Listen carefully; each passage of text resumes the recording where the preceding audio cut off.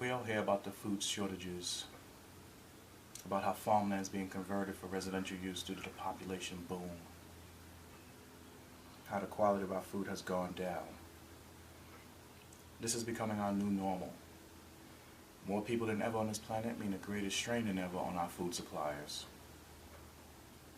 The inferior quality of food that we experience these days leads me to one conclusion. We have to start growing our own fruit and vegetables.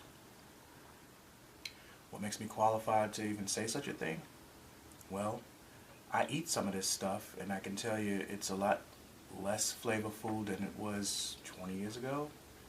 Also, I grow my own vegetables when I can, which is pretty much every year now, and the quality of that beats what you can buy in most stores by several orders of magnitude. My goal today is to persuade you as to why we should take a more proactive approach in growing our own fruits and vegetables. I'll present my point to you first by stating why the need exists, then what we can do about it, and finally, how great it'll be when we do start growing our own food. It's no secret, all 7+ billion of us need to eat. The lack of taste and possible lack of nutrition in the food we get these days makes it a lot harder to even want to eat healthy. And not to mention the price. We overcharge for subpar quality produce these days. What I propose is what I believe to be a better way, and that's growing our own food. Now that we discussed a little bit about why the need exists, let's move on to what we can do about it.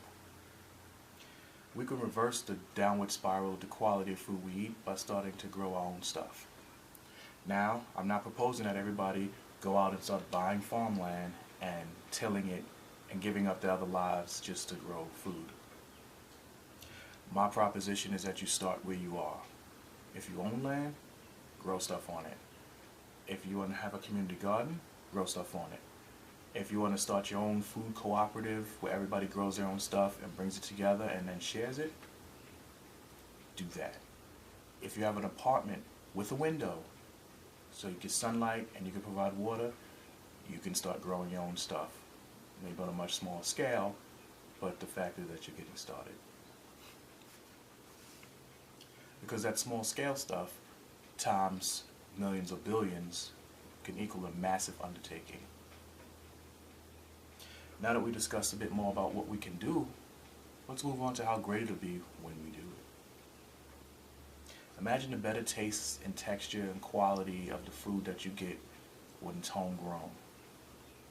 The only additives are light, water, and thyme, and maybe a little plant food if you want to throw that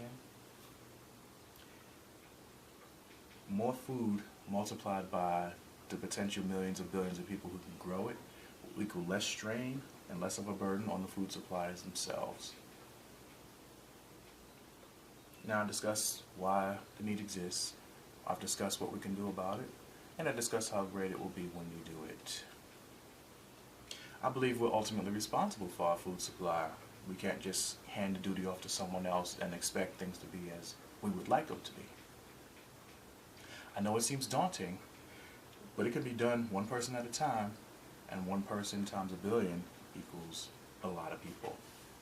One person times 20 million equals a lot of people, and that's a lot of food that we could be growing ourselves.